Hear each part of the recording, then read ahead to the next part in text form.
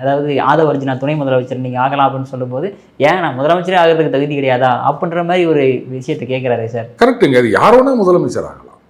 என்ன இது எம்எல்ஏ எலெக்ஷனில் நிற்கணும்னா இத்தனை வயசு இருக்கணும், அதுக்கப்புறம் இந்த மஞ்சள் கருதாசி கொடுத்துடக்கூடாது, அதுக்கப்புறமா இந்த ஏதோ தண்டனை எதுவும் இது இருக்கக்கூடாது, அந்த மாதிரி சில டிஸ்குவாலிஃபிகேஷன் இருக்குது.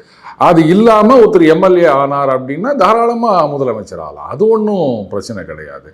இப்போது ஜானகி அம்மையார் இங்கே தமிழகத்தில் முதலமைச்சராக இருக்காங்க. அதே மாதிரி பீகாரில் ரப்ரி தேவி அவர்கள் முதலமைச்சராக இருக்காங்க.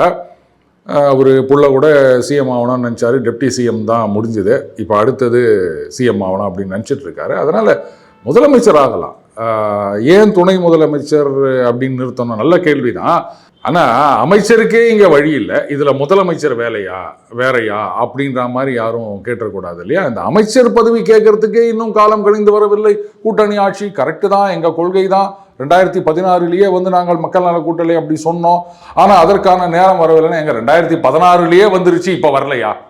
இப்போ 26 எலெக்ஷன் போது 2016 அப்புறம் 10 வருஷம் ஆகுது இல்லையா? அப்போ 2016 கூட்டணி ஆட்சிக்கு தயாராக இருந்த தமிழகம் 2026 தயாராகவில்லை அப்படின்னு சொல்றதை எப்படி ஏற்றுக்க முடியும்?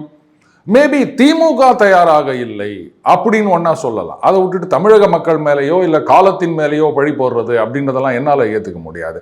இப்போவும் ஒன்றும் இல்லை. இப்போ நான் சொன்னேன் இல்லையா, அதிமுகவில் இந்த சரி ரைட்டுங்க, நாங்கள் பாஜக விட்டு வரோம், நீங்கள் திமுக விட்டு வரீங்களா அப்படின்னா நாங்கள் வரோம், கூட்டணி ஆட்சிக்கு தயாரா அப்படின்னு அவர் கேட்கலாம். இவங்க ஒத்துக்கிட்டு தான் ஆகணும். அப்படி பார்க்க போனால் ஒருத்தர் தீபாவளி ஆஃபரே கொடுத்தாரு, இவங்க தான் வானான்னு சொல்லிட்டாங்க. எங்கள் ஆஃபர் கொடுக்குறவங்கள வானான்றீங்க, நாங்கள் கொடுக்க மாட்டோம் அப்படின்றவங்களோட கூட்டணியில் இருக்கீங்க. அதுக்கப்புறம் நான் முதலமைச்சர் ஆக முடியாதா அப்படின்னா முதல்ல ஒரு 2 அமைச்சர் பதவி கேட்டு வாங்குங்க.